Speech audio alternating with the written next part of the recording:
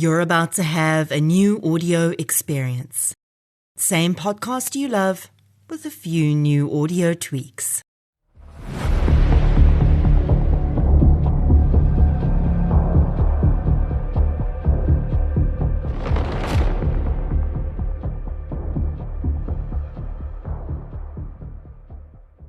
When William Foster and his younger brother were sent to prison for a daring robbery, the conviction sparked an insane sequence of events.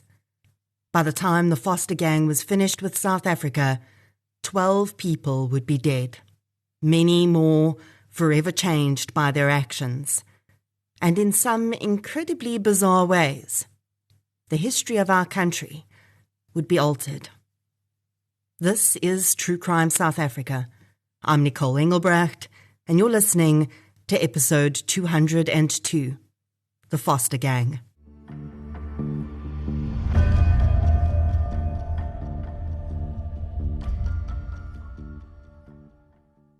This episode is sponsored by incarceration. I talk about some of the most serious crimes on this podcast, but crimes like smash and grabs and house break-ins happen much more frequently, and accidents happen too. As a podcaster and freelancer, I rely heavily on my laptop and phone.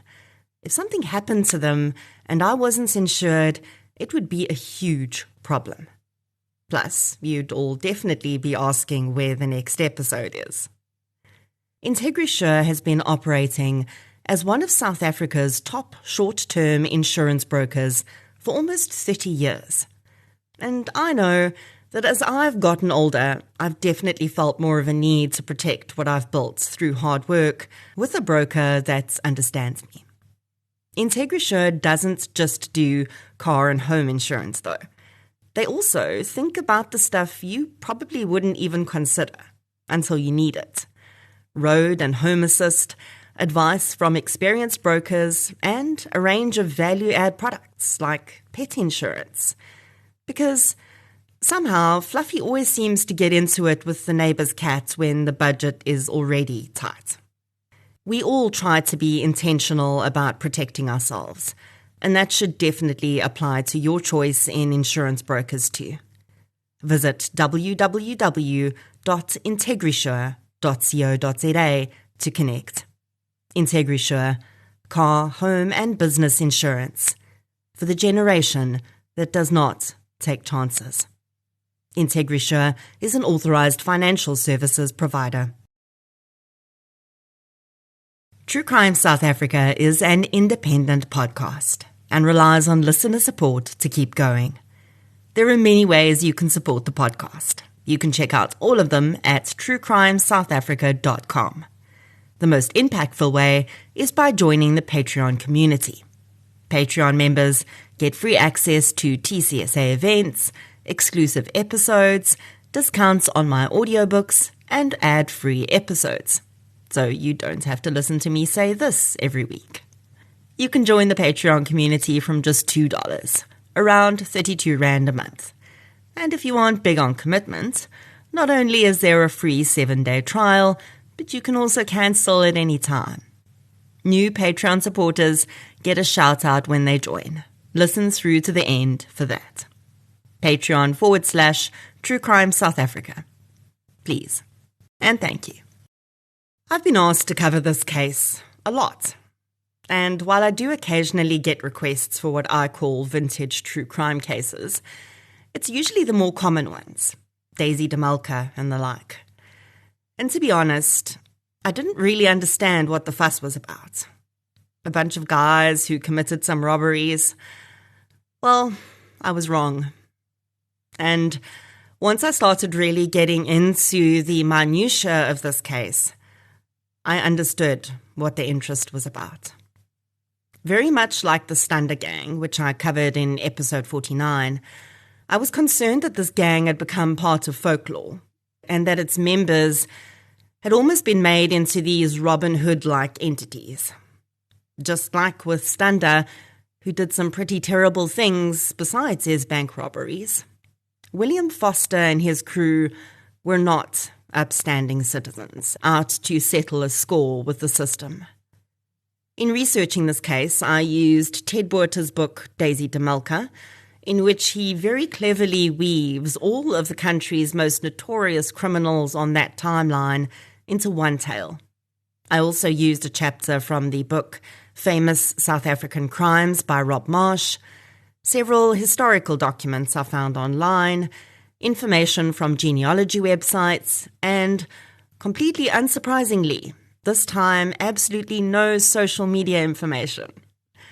So let's get into episode 202, The Foster Gang. The following episode may contain sensitive material, including descriptions of violence, sexual assault, or graphic descriptions of injuries to victims. If you feel you may be triggered by such material, please consider this before accessing our content. To access trauma counseling or services, please see the helpline information in our show notes. To truly understand why any of this ever happened, we have to focus pretty deeply on the origin story of the man whose name the gang would bear. William Henry Foster. Now, you might, like I did, find William referred to by other first names in other resources. The first name Robert is used quite a lot. As you'll discover, William Foster started using aliases very early on in his life, and it seems that some of those stuck. He was also born in a time when lots of additional names were given to children, so it's entirely possible, although he was listed as only having the middle name Henry in most reputable sources, he could have had an additional name, which was Robert, and sometimes went by that. In all actual official sources, though, his name is William, so that's what I'm going to go with. William was born in 1886 in Griqualand East, an area which now primarily forms part of the KwaZulu-Natal province, with parts also in the Eastern Cape. The closest modern touchpoint for positioning would be Kokstad. He was born to his parents, an Irishman, John Foster, and his mother, South African-born Elizabeth. The family would eventually have 6 children in total, 3 boys and 3 girls. When the Second Boer War ended in 1902, the Foster family moved to Johannesburg, and the 3 Foster boys, including William, were sent to school at Marist Brothers College. The Foster family was later described as, quote, perfectly normal and responsible. Of course, that would only need to be clarified once 2 of their sons had attached their family name to a string of pretty atrocious crimes. But in 1902, the Foster family was quite happily making a life for themselves in the City of Gold. William Foster was a star pupil academically, and he was also a gifted sportsman. But he did struggle with authority. He was described from a collection of remarks by those who knew him as follows. Quote, William, as a boy, was lively and attractive, with strong features, bright grey eyes, and a ready smile. He held his head high and his shoulders straight. And when he walked, he gave an extraordinary impression of electric energy, as if his body and limbs were tautened by some strange inner force. End quote. William's father was a builder and worked away from home a lot, so he didn't really have much to do with raising the children on a day-to-day basis. His mother was left with most decisions about discipline, and most said that Elizabeth Foster had a soft spot for her son. More so than may have been to his benefit in the long run. William got into what seemed like some normal teenage boy stuff during his school years, but his shining academic and sporting record always seemed to get him off pretty lightly. When he matriculated, he was accepted by one of the gold mines to work as an apprentice surveyor, to do a 4-year course. His father purchased a motorcycle for him to get to and from work, and that would become something that William would carry with him and eventually also become part of the foster gang legend.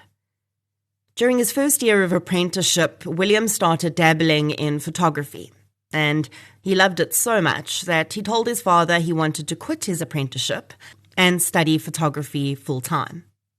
His father forbade it, and although William sort of acquiesced, he also decided to combine the two and started taking photographs underground for mining magazines. He converted the shed in his parents' yard into a darkroom and also started learning how to cut keys. In among all of this learning and enjoying newfound talents, though, William was also headed down a dangerous road. On several occasions, he clashed with the law. Once, he was involved in a violent, drunken brawl outside a pub and refused to listen to police officers. He was given a fine. Then, on several occasions, he was found riding the train without a ticket, even though he had more than enough money in his pocket to buy one. On each occasion, as soon as he was caught, he would run.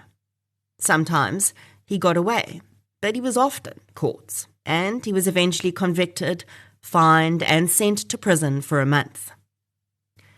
When he got out, he announced that he was setting off to travel and take photographs. His first destination was Namibia, which was then German Southwest Africa. And it was on that trip that things really started to go sideways for William Foster. No one actually knows what he got up to on that trip, but after disappearing for several months, Foster was found by police in Namibia with torn clothes, unshaven and dishevelled, driving a pack of donkeys, which he seemed intent on getting over the border into South Africa. The donkeys did not belong to him and had been reported stolen by a farmer weeks earlier. While William hadn't really seemed to see the harm in what he was doing, claiming that he'd always intended to pay the farmer back, he just needed the donkeys so he could afford to get back to South Africa, he didn't seem to realize just how serious a crime stock theft was in the country he was visiting.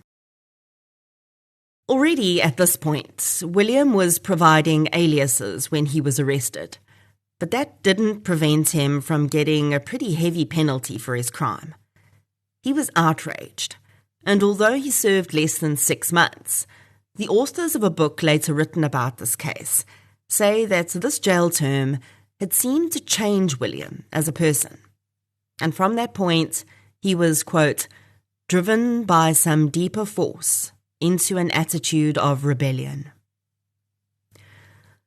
Although up to this point, William had only been convicted of non-violent crimes, it would later emerge that police officers in Marshall Square in Johannesburg were keeping an eye on the young man for something quite different.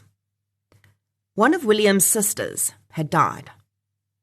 There's very little information available about her death, and in fact, she isn't listed in any of the records I could find of the family. Her manner of death was eventually ruled as suicide, but detectives at Marshall Square had serious suspicions that it was actually murder, and William had allegedly been a strong suspect. When William was released from his sentence for stock theft in 1912, he was intent on continuing his travels, and he headed to England for a while. By 1913, he was back in South Africa and headed for Cape Town on the Union Limited steam train from Johannesburg. And it would be on this train that he would meet one of the men who would help to start the series of events that were about to unfold. John Maxim was in his late 30s, a good 10 years older than William. But when fate put them in adjoining seats on the Union Limited, the two men soon realized, as much as their backgrounds were different, they had lots of all the wrong, or right for their purposes, things in common. It was Maxim's strong accent which at first intrigued William. Although John had arrived in South Africa from America at the turn of the century, his accent was still deeply pronounced, and he regaled anyone who would listen with tales of his performances at the Wild West Show and Circus, where he'd worked as a trick horse rider and shooter. Part of the fascination of the story was an accident Maxim had had while performing, during which his arm had been crushed, and 2 of his fingers were deformed after being broken and not setting properly. Most of the young men who joined the travelling show were drifters who hadn't stayed for very long. But John Maxim didn't have any other skills, and he'd hoped the show would be a long-term gig for him. Unfortunately, the show's curator had died, and with him so had the show. And now Maxim was without work and headed to Cape Town, hoping for new horizons. Maxim had dabbled in a few things before leaving Johannesburg, but none of them had been legal, and he was headed to Cape Town as much as he was running away from the reputation and remaining jail time he'd left behind in the City of Gold. Maxim, like William, was a fan of aliases, and he'd used several in Johannesburg. But when his luck had started to run out, he figured a swift exit was best. Of course, we have no idea what the conversation on the train was that day, but we do know that John Maxim and William Foster became fast friends from that moment. And by the time they stepped off the platform in the mother city, a plan was already forming. The 2 men moved in together to a lodge called Ebenezer House on Hope Street in Cape Town, and by March 1913, they had a plan in place that they both hoped would net them a good-sized fortune. Despite the difference in age, it's very clear that William Foster was always the leader of what eventually would become the Foster Gang. At some point after arriving in Cape Town, William contacted his younger brother, Jimmy, who was still in Johannesburg, and told him to bring a friend of his and get on the train to Cape Town. Like so many people in the story, the friend has been referred to by different names in different sources. The most reliable of those sources puts his name as Fred Adamson, a young man in his early 20s who'd been a family friend of the Fosters since they'd arrived in Johannesburg. By the time Jimmy Foster and Fred Adamson disembarked, William was already deep in the planning for a crime he wanted them to commit. He and Maxim had stolen a car which they'd use as a getaway vehicle, and they'd identified a truly ambitious target, the American-Swiss Watch Company. On the 19th of March 1913, the 4 men dressed in some rather poor disguises, just fake beards and moustaches, and waited near the store until they saw the managers starting the process of closing up for the night. The 2 shopkeepers had started to remove the items in the windows and lock them away, and they'd pulled the door shut, but hadn't locked it, when 3 men entered, brandishing guns. John Maxim had stayed in the car to watch his lookout. In the minutes that followed, the 2 shopkeepers were bound, gagged, and had hoods pulled over their heads. The gang bagged watches, jewelry, cigarette cases, and more. Most sources put the value of the haul at £5,000, the currency still used in South Africa at that time. As Ted Buerter notes in his book, Daisy DeMelka, if that amount is correct, that means that with a translation over time in buying power, we're talking about an estimated £650,000 today. For a gang of what were essentially petty criminals before that, it was an incredible feat. Before leaving, the men instructed the shopkeepers to wait at least 30 minutes before moving or trying to call for help. They would have someone watching the store, they said, and if either of them attempted to raise the alarm before 30 minutes was up, they would be shot. Of course, the gang did not have anyone watching the store. Instead, they all piled into the car with their loot, and John Maxim tore away from the scene. The deal was that William and Maxim would keep hold of the loot and ensure it was in a safe place. Then, When the heat died down, they would sell it off and split the proceeds. Police arrived at the American-Swiss watch company within minutes of being called. The robbery was significant, and the company would announce a few days later that they were offering a £500 reward to anyone who provided information that led to the successful conviction of the robbers. The day after the robbery, William Foster called a taxi. When it arrived, he loaded a large trunk into the boot and asked to be taken to the railway station. There, he headed to the left luggage section, designed for travellers to securely store bags, suitcases or personal items for a few hours, days or weeks. They provided convenience, allowing passengers to explore without hauling luggage around. William planned to use the lockers to hide the loot on the off chance he and Maxim were identified and police arrived at their lodgings. The key to being a successful criminal is often not drawing attention to yourself. And unfortunately for William Foster, he didn't quite get that part right that day. Foster discovered to his dismay that he didn't have the right amount of money required to pay for the left luggage service. He had a gold sovereign on him, but the luggage clerk, Ernest Sefton, told him that he didn't have change. Instead of just going to break the sovereign into smaller change, Foster threw a tantrum, saying he wasn't going to drag the trunk all around the station to find change, and Sefton could do it. Sefton explained that he could not leave his post, but suggested that he could just leave the trunk there with him, he'd keep an eye on it, and Foster could come back with the change. Still, Foster was unhappy, and insisted that he needed some sort of receipt to prove he'd given him the trunk. Sefton initially explained that he couldn't provide a receipt without receiving money, but Foster became so irate and caused such a scene that the harried luggage clerk eventually just wrote out the ticket and shoved it into the man's hand. Having gotten his way, Foster slinked off and got the change he needed. When he placed the coins in Sefton's hand, he complimented him on showing such trust, as though the poor man had had any choice. When the gang had moved into their lodgings at Ebenezer House, they'd used a bit of an over-the-top cover story. Instead of just saying that they were travelling friends looking for employment in Cape Town, William Foster told people that they were a group of musicians who were in Cape Town to make an appearance at the Opera House.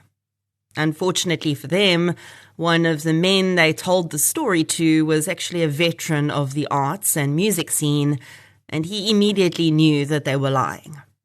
The man, Harry Bloom, hadn't known at the time why the four men were lying about their reason for being in the city. But after the big American-Swiss robbery hit the headlines, and then the four men left their lodgings at Ebenezer House shortly afterward, he started to wonder, and soon he was on the phone with police. There are two stories out there about how William Foster and his initial gang came to be arrested for this crime. The first is that as a result of Harry Bloom's call, the rooms at Ebenezer House, which the men had occupied, had been searched, and the police had found clues that had led them to believe the men were the robbers.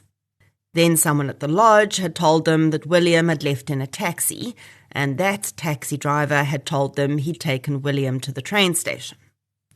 The other story was that the search of the train station had been a routine part of the investigation, and they'd been showing around the sketches that had been made of the three gang members who'd been in the shop, created from the shopkeepers' descriptions. The men's disguises, after all, hadn't really been very good, and the story went that when they showed the sketches to the left luggage attendant, Ernest Sefton, he'd identified one of the men as the man who'd made such a big scene about his very heavy trunk. Whichever story is the most accurate, police did find their way to the left luggage section of the train station, and they found the trunk, containing all the valuables William Foster had left behind. He hadn't called himself William Foster on the receipt, though. He'd used an alias. But he'd done that everywhere he went in Cape Town. Police discreetly removed the trunk and then planted several surveillance officers at the train station, certain that the man who had left the hall would be back for it before long. And they weren't wrong.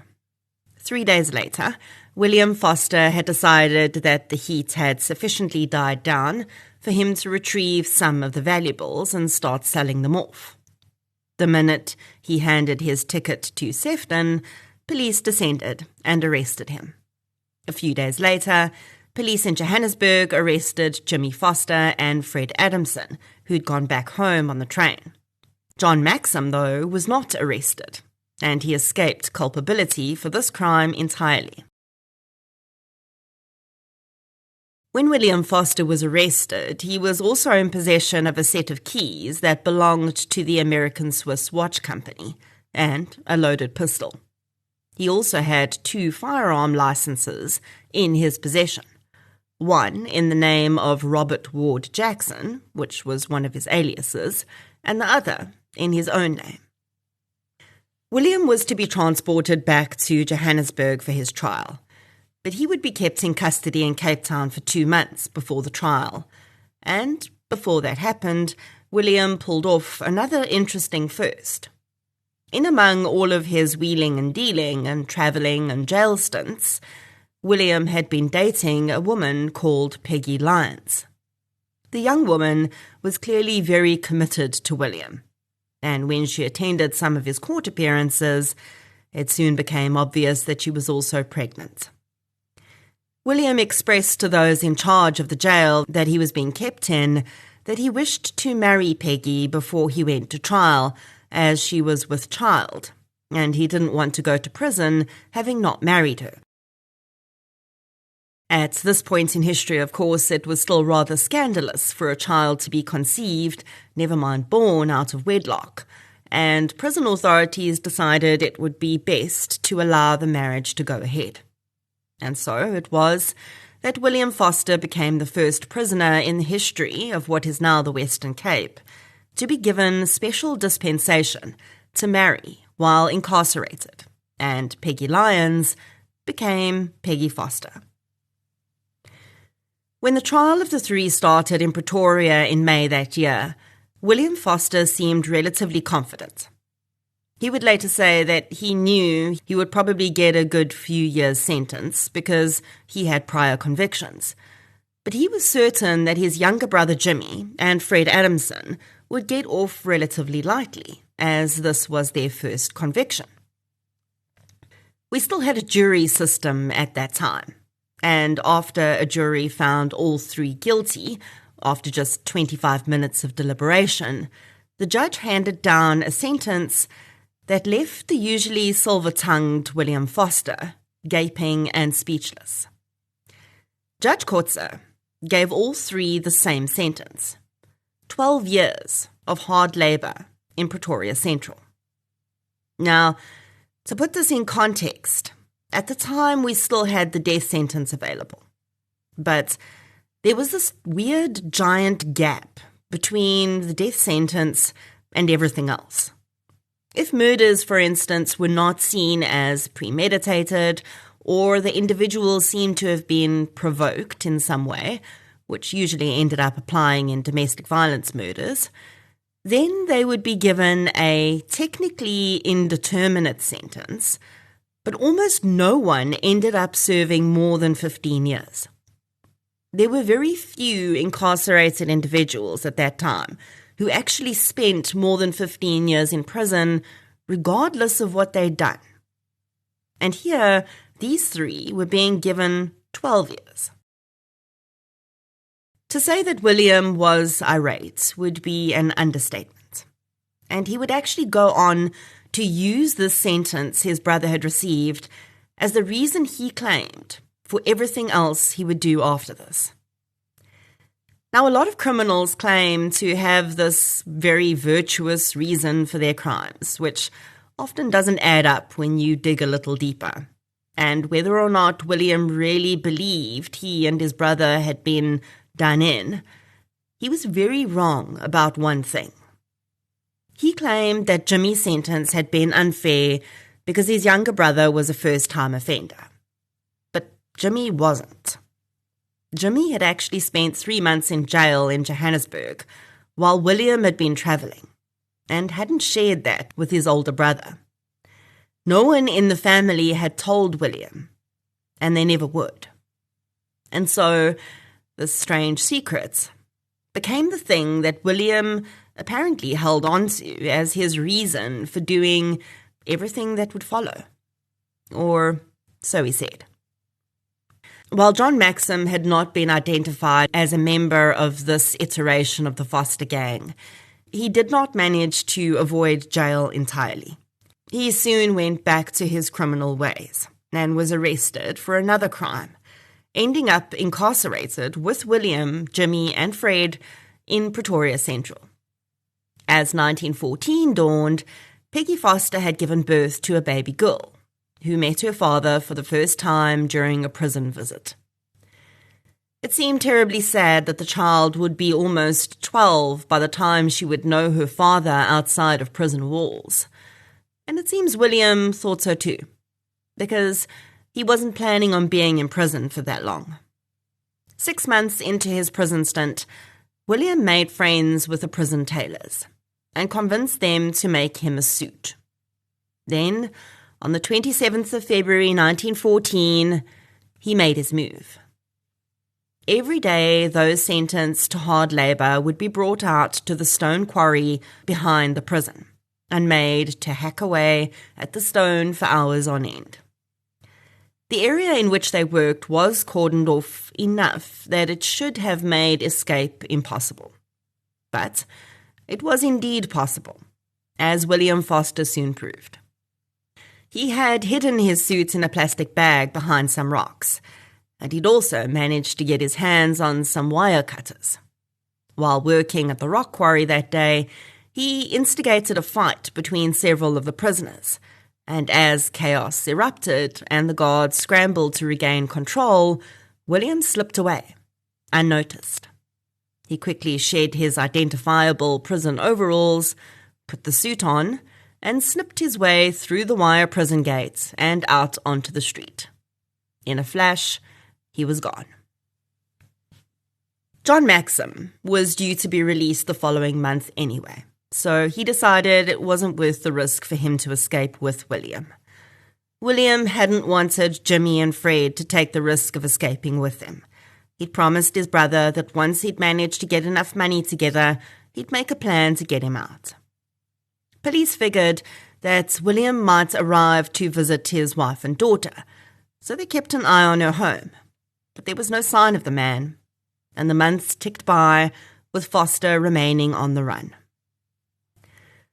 All of this was happening around a time when police, and most authorities really, had quite a lot on their hands. World politics were in chaos, and a world war loomed. The still mainly British colonial government of what was then still the Union of South Africa were keen to have South Africa and its army join the war on the side of Britain. But the Afrikaners, who were still smarting over their loss of the Second Boer War, were very unhappy about this prospect. They wanted the Union to support Germany. And as a result, there were many public protests and uprisings across the country for the police to contend with. They simply did not have much time to dedicate to finding this runaway robber. When John Maxim was released in March 1914, he quickly connected with his friend, and soon they had a third man along for the ride. Carl Mazar was just 21 years old, and he was perhaps the most criminally experienced of the three men. He was also proficient with firearms, and had a skill that William Foster had decided was important. He could ride a motorcycle. William had figured that motorcycles were actually a more efficient getaway than cars, so he'd stolen a few until he managed to get two together that were in good condition. He'd also stolen a car, but that was to use when he had to transport his wife and child, who had by now been spirited out of where they'd been living and into a hideout he'd arranged for them and his two would-be accomplices.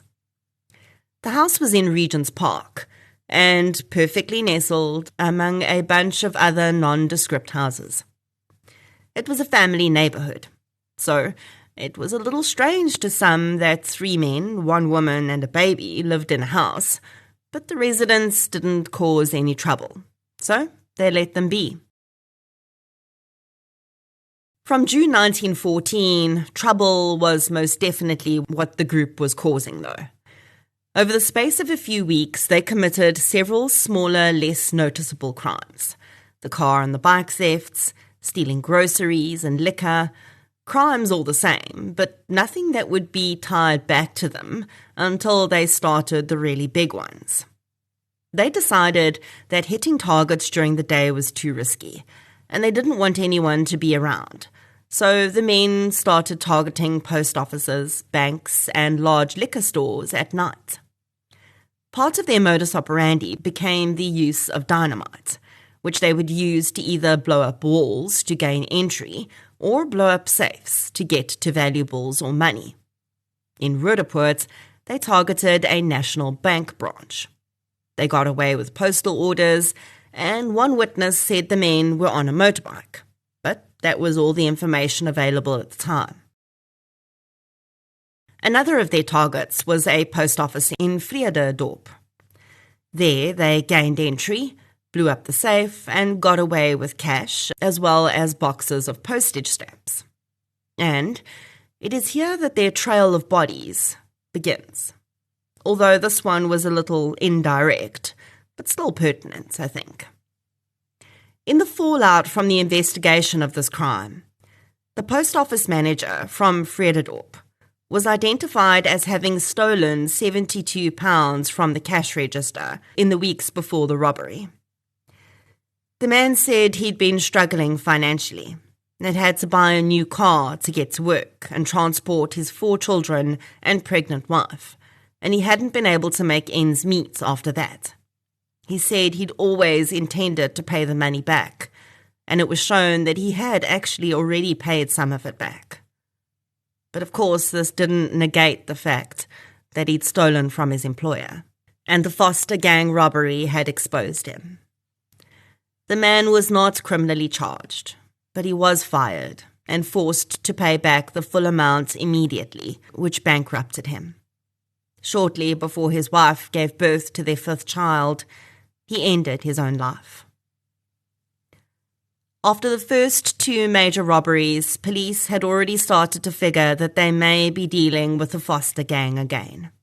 And the 3rd robbery would turn the whole thing into a much more serious business.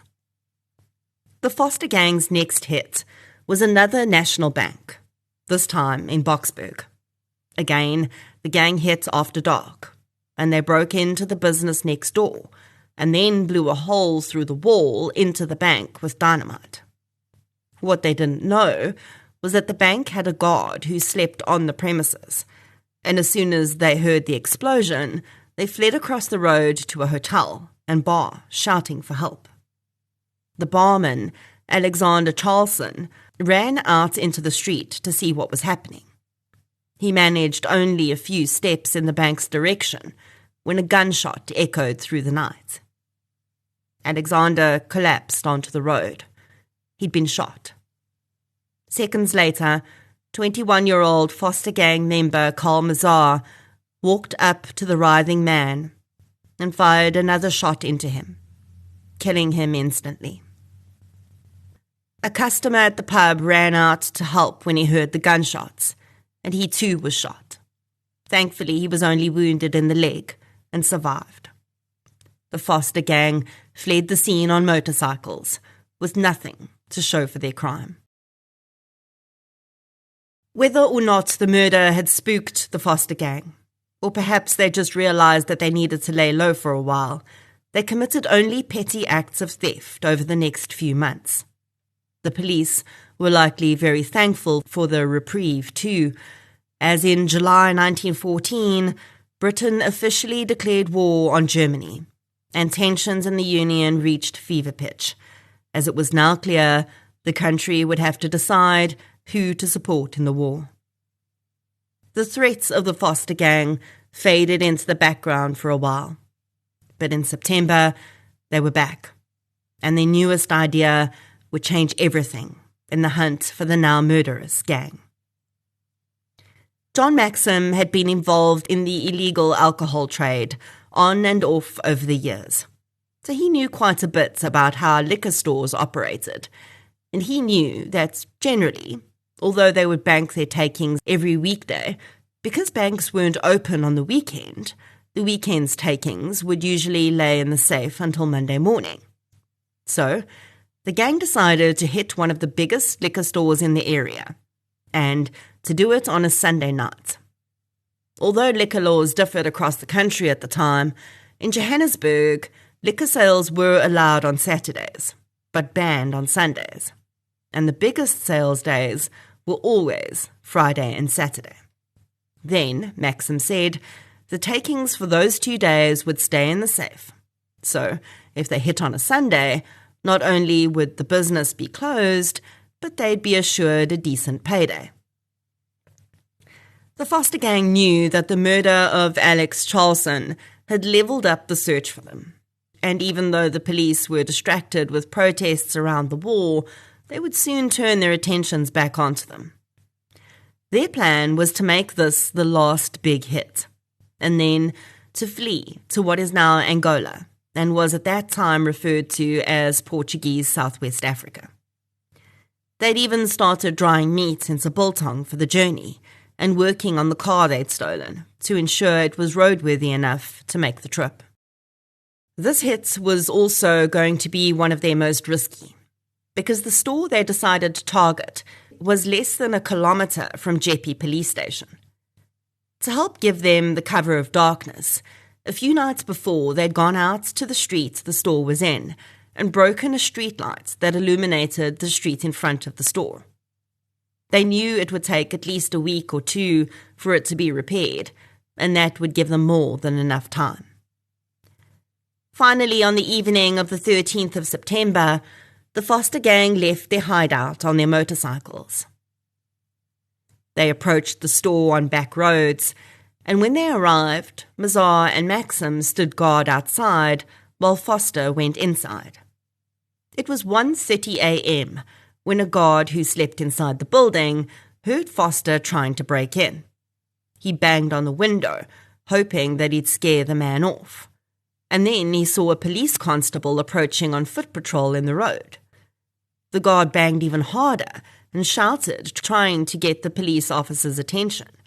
But instead, he watched as William Foster attacked the policeman with a crowbar, knocking him unconscious. The guard quickly raised the alarm, and the men fled on their motorcycles.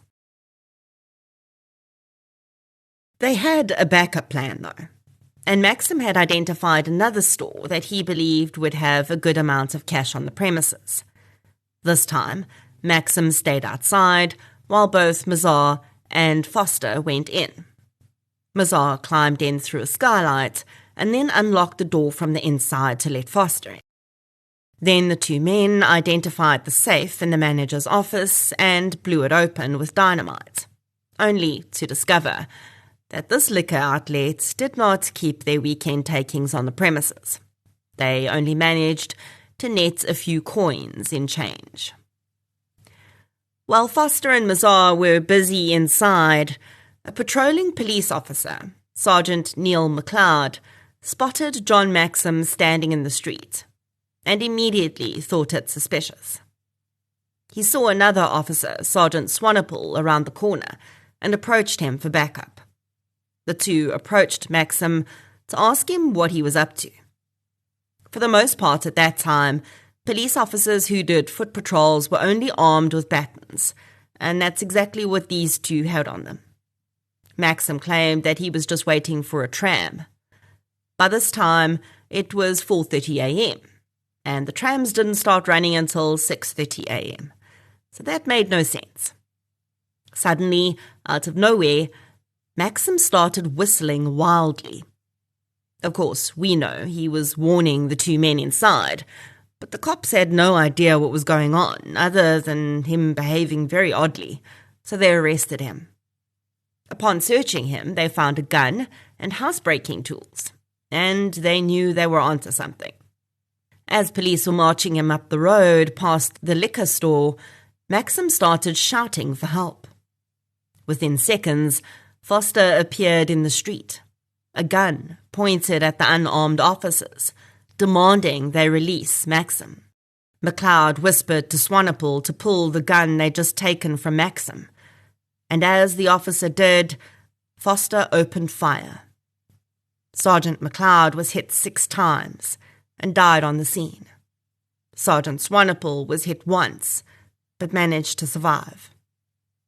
By this time, Mazar had also emerged and pulled their motorcycles around, and they threw Maxim, still cuffed, on one, and all headed off into the night, leaving Swanepoel to crawl and limp down the road to find help. When police descended on the scene, they would discover that when Mazar had gone around the corner to retrieve the motorcycles, he'd run into another police officer who'd heard the gunshots and was responding to figure out what was happening. Mazar shot that police officer, Sergeant Robert Mansfield, and he too died on the scene. The murders of the police officers triggered a major response, and police realized that they were going to have to fight fire with fire. Roadblocks were set up on every major road around Johannesburg, and all the police officers at those roadblocks were given guns. Police also put out a plea to the public for information. The Foster gang, and William Foster in particular, were now public enemy number 1. Tips flooded in, and one in particular stood out. A woman in Regent's Park was 100% sure that she had the Foster gang living in the house next door to her. Everything seemed to match. 3 men, 1 woman, a baby, motorcycles, and strange nighttime activity. Senior officers sent 3 police officers out to speak with the woman, but warned them not to approach the house on their own. If they confirmed the information with the tipster and believed that they were onto something, they should call in for backup before approaching the house. Unfortunately, the officers did not heed this warning. After talking to the tipster, they were convinced that this was the right house, and they snuck a peek over the wall. There in the yard, they spotted Foster and Mazar working on a car. Nearby, Peggy was holding the baby, preparing to get into the vehicle. The officers decided that they needed to use the element of surprise and couldn't risk the gang fleeing. So 2 of them held a perimeter, and the 3rd, Detective Charles Minute, scaled the wall and approached Foster, who was bent over the engine of the car with his back facing the detective. Unfortunately, Minute had failed to spot John Maxim, who was under the car working on something else. Maxim, however, saw Minute and shouted out to warn Foster, who grabbed a gun he'd had hidden in the car's engine. Without a single word exchanged, Foster swiveled around and began firing at Minute, who was hit several times and died on the scene. The other police officers began exchanging gunfire with Mazar and Foster, while Maxim quickly loaded Peggy and the baby into the car and told her to crouch down in the back. When the police officers ran out of ammunition, Mazar shouted at them to toss their weapons over the wall and put their hands in the air, or he'd kill them both. The officers complied, likely certain that Mazar was about to shoot them anyway, but he hadn't. Instead, the next thing the cops heard and saw was the squealing of tires and the gang in the car tearing out of the driveway and down the road. A crowd of residents had gathered upon hearing the gunshots, and some of them tried to block the car from proceeding down the road. Foster fired several shots out the window, and residents dove for cover. Thankfully, none of them were injured. With another police officer dead, The information about the car the gang were travelling in was sent out to the roadblocks, and everyone was on high alert. The biggest concern was that the men were travelling with a woman and baby, and Peggy, as far as they knew, besides the harbouring and assisting a fugitive part, hadn't actually committed any crimes. But the gang was far too dangerous to let them get away, and all officers across the region were prepared to do whatever they needed to stop them. Sadly, over the next 24 hours, the Foster gang hysteria would take another 2 lives, and that without the gang being anywhere near the victims. On the 15th of September at around 6 p.m., one Dr. Grace received a call that he was needed at Springs Hospital to perform an operation.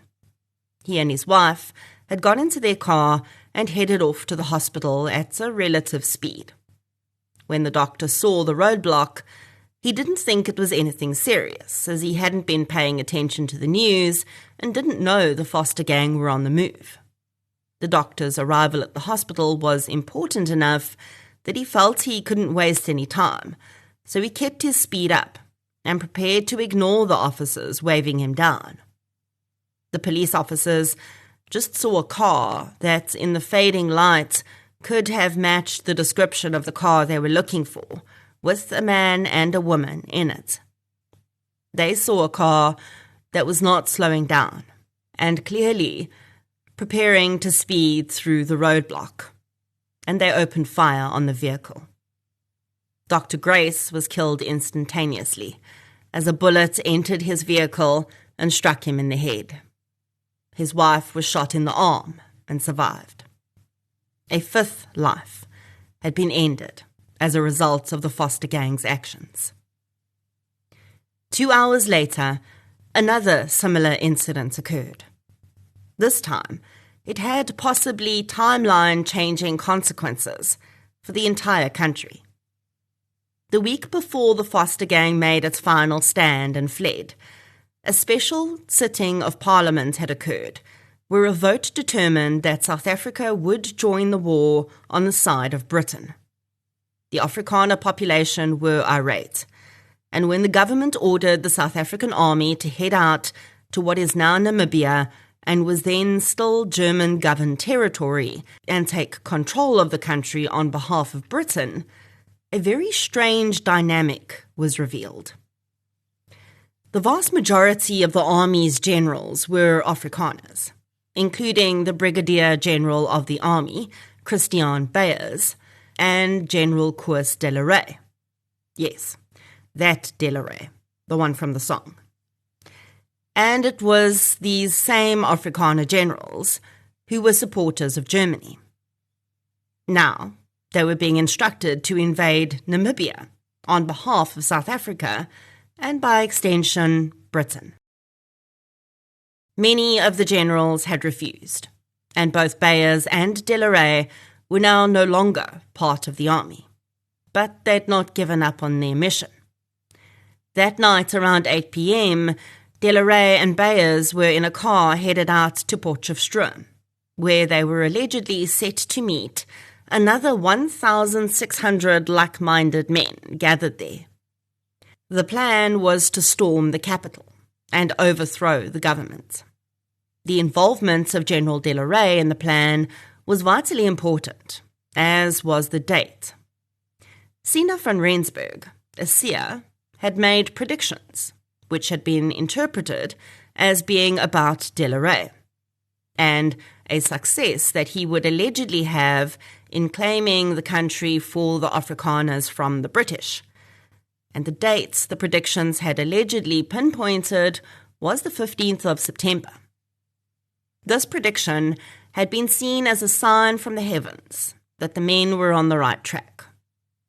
As a side note, I was quite fascinated to read about how similar the scenario was to what I discussed when I interviewed author Karen Mitchell about her book, The High Treason Club, and how those very same predictions from Sina van Rensburg had allegedly inspired another attempt to overthrow the government almost a century later. That attempt would also be thwarted by police, but in a very different way. As the car containing Delaray and Bayers headed down the road, they, like Dr. Grace and his wife 2 hours before, did not have the Foster gang on their minds. And by contrast, the police officers manning the roadblocks did not have 2 army generals on their minds either. Officers at that level had no idea what was happening politically, and it's really unknown whether police were at all aware of the group that was gathering in Potchefstroom. They certainly didn't seem to be looking for Delaray or Bayers, but the 2 men in the car were on edge, certain that their country had turned against them and they were being hunted. So, when they saw the roadblock, they believed it was for them, and they instructed their driver to put foot and speed straight through. Police fired 3 shots at the vehicle, and 1 bullet ricocheted off the road and entered the vehicle, striking Koos Delaray in the spine and killing him.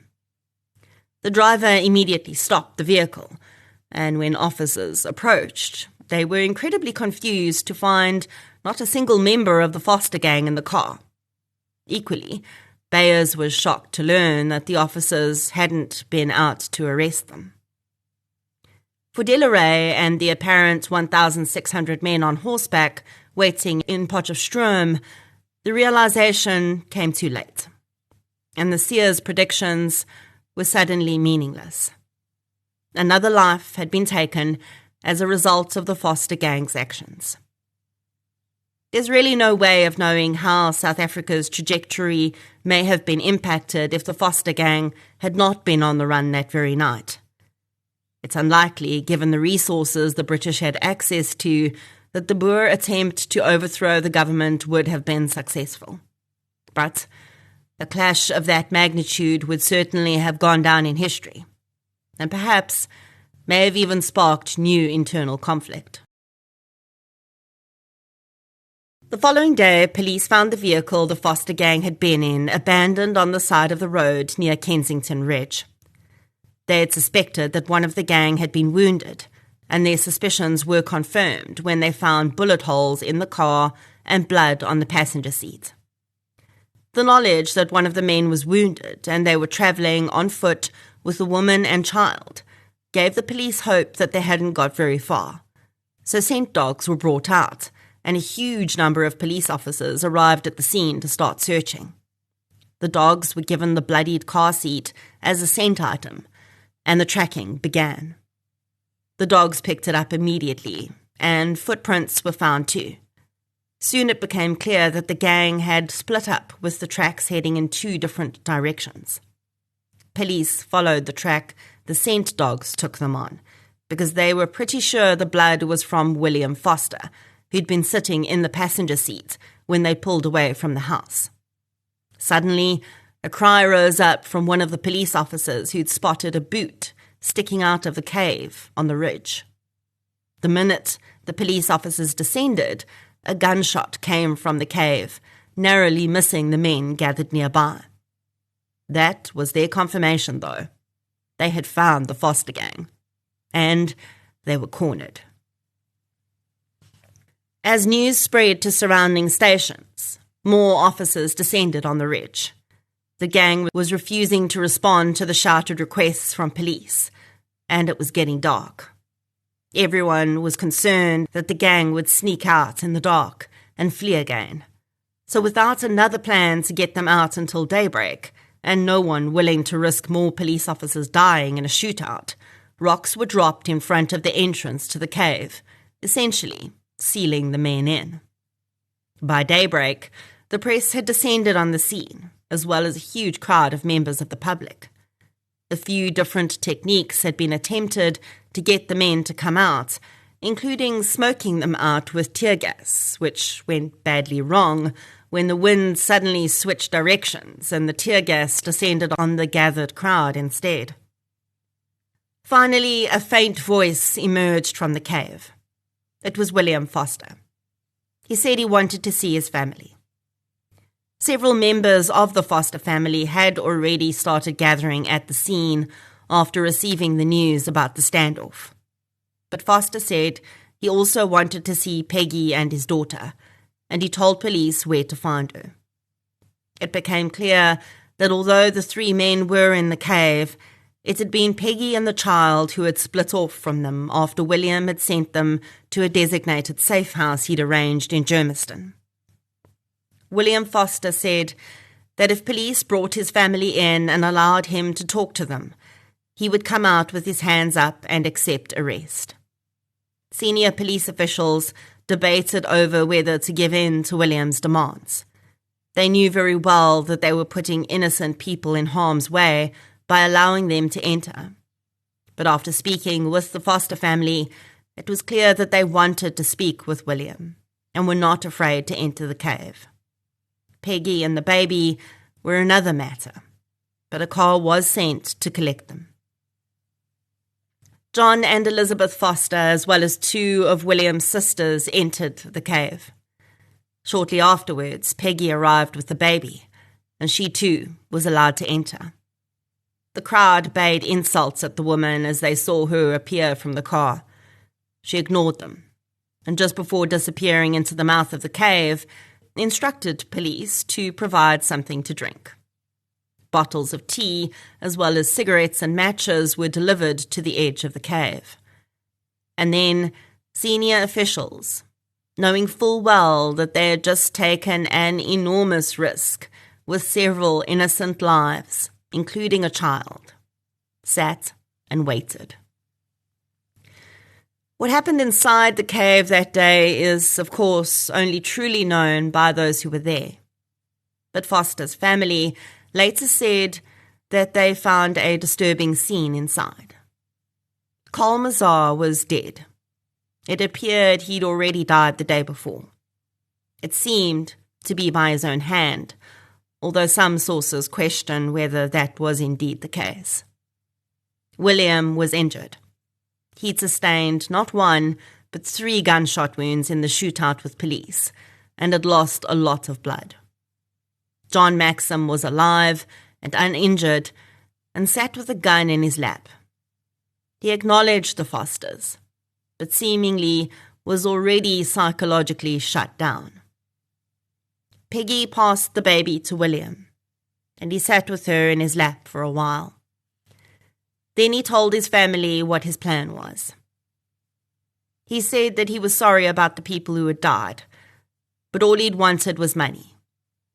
In addition, he said, all his actions had actually been the fault of Judge Kotza, the judge who had sentenced his brother to 12 years in prison. He stuck to the narrative about his poor little brother having been a first-time offender. The family did not correct him. Then he told them he had no plans to leave that cave alive.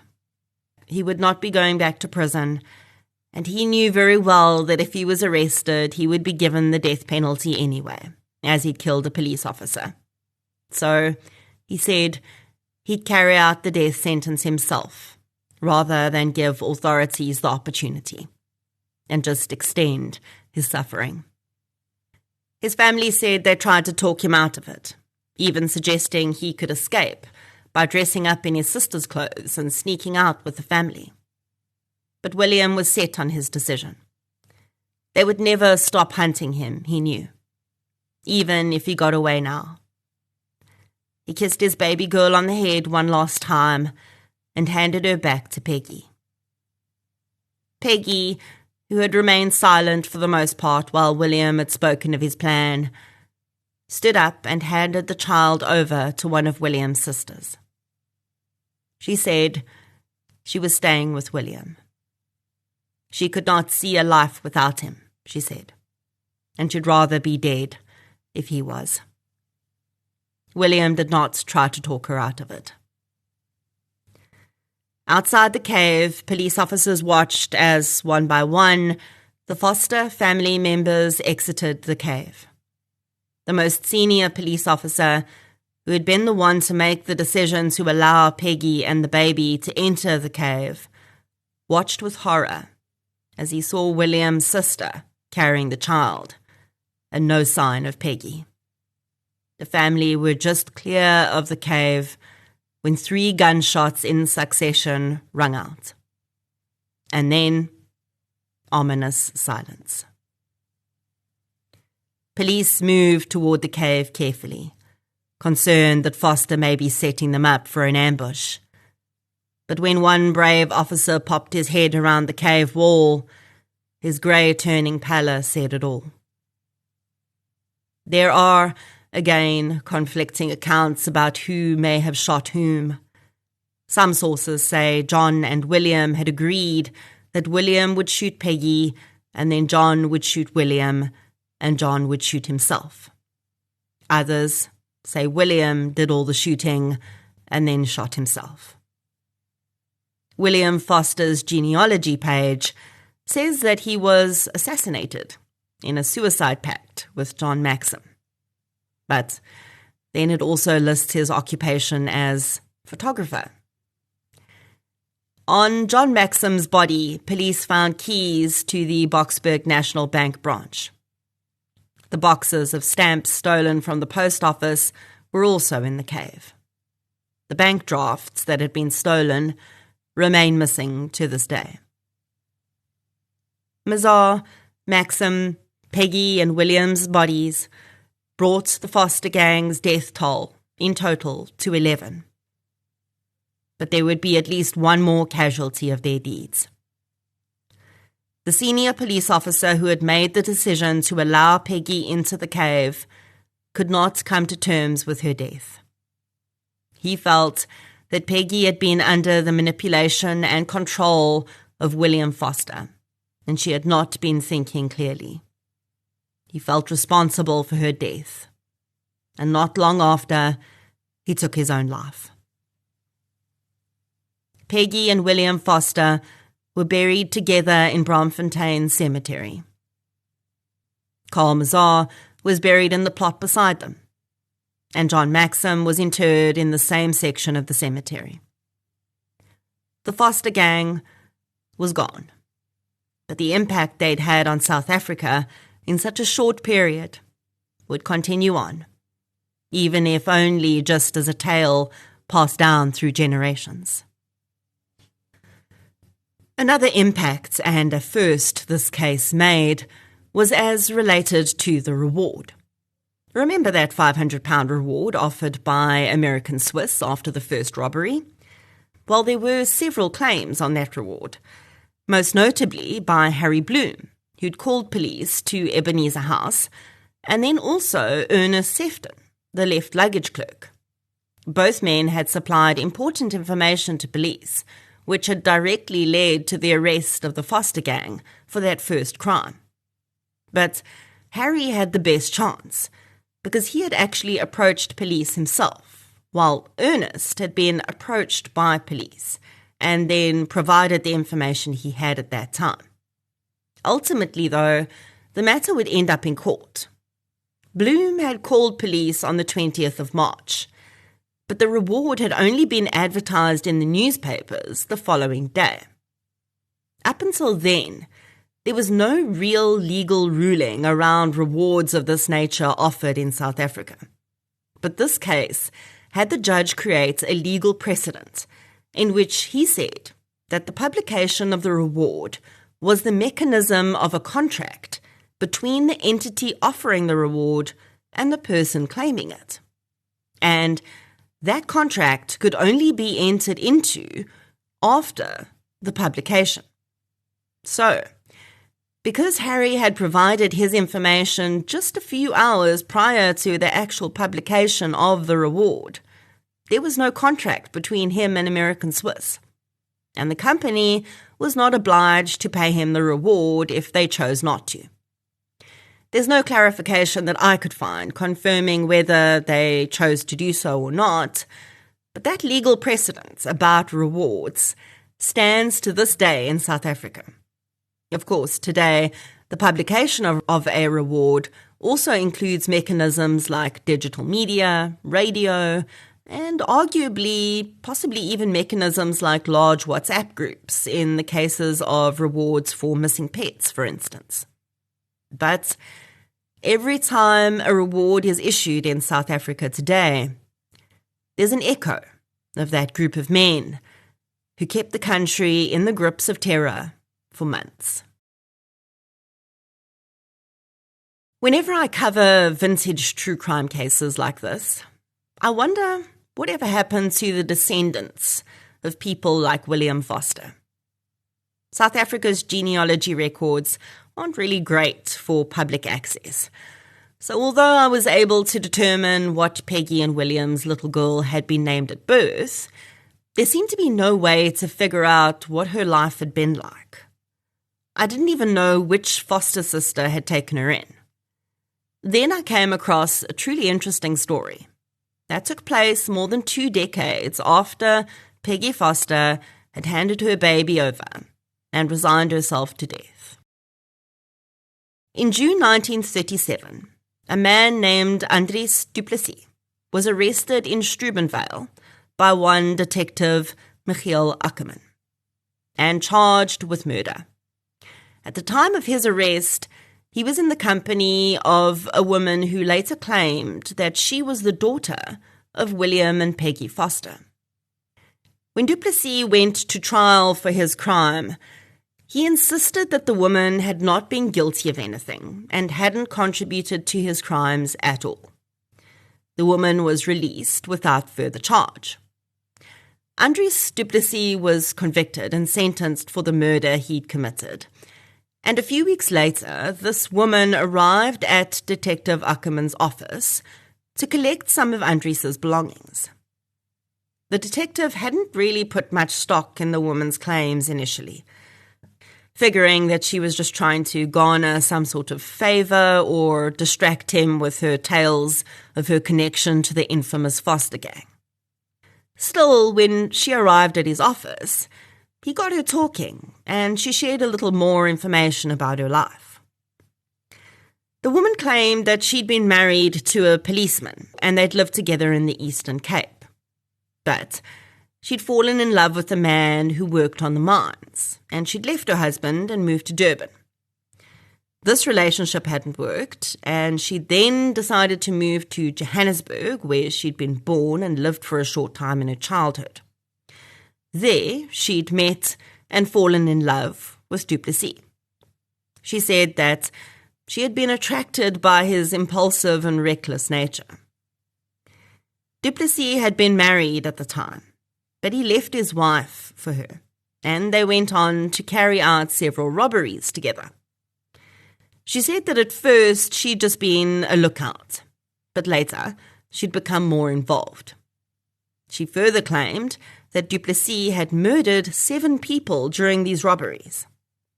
The police had suspected that he'd murdered as many as 5, but they could only prove 1, which was the one he was convicted of. The woman said that she had just searched the pockets and belongings of the victims at first, but eventually she confessed that she'd actually shot and killed an 8th victim herself. Now, a confession alone is not nearly enough to convict anyone of anything, and Detective Ackerman had no evidence against the woman, so he'd had no choice but to release her. She disappeared and was never heard from again. Ackerman was pretty fascinated with the idea that she might be the Foster's daughter, though, and he checked on some of the information she'd given him about her family. Details that he claims were not public knowledge, and he was certain that she was indeed who she said she was. We will never know for sure, and it seems a horrific irony that Peggy's daughter would be drawn into exactly the same kind of situation her mother had been. But it's also not uncommon for people looking for attention to claim to have links to infamous families. Maybe she was Peggy and William's daughter.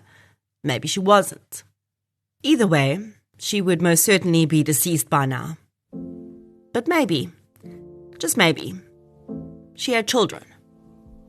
And maybe those children had a story whispered to them when their mom was feeling brave.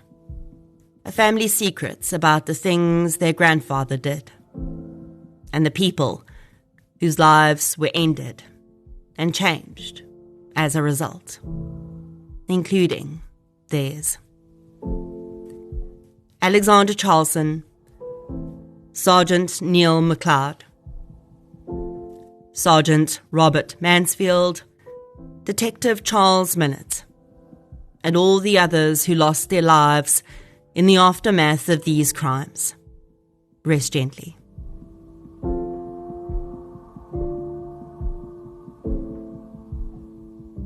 For more victim-focused true crime content, please follow True Crime South Africa on the app you're using to listen right now. I also have another podcast you might like called I Lived Through This. Follow the podcasts on social media platforms for updates on new episodes and other crime-related stuff. If you'd like to support the podcast and grab some True Crime South Africa branded merch, listen up. TCSA has partnered with the SA Criminologist platform.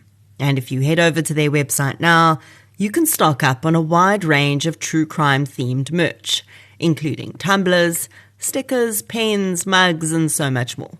And if you use the code TCSA at checkout, you'll get a site-wide discount of 10%. Check out the full range of true crime-themed merch at sacriminologist.co.za. And support TCSA while grabbing some truly cool goodies for you or your partner in crime. I'll be back with another episode before you know it. Until then, thank you so much for your support, and I'll chat to you soon.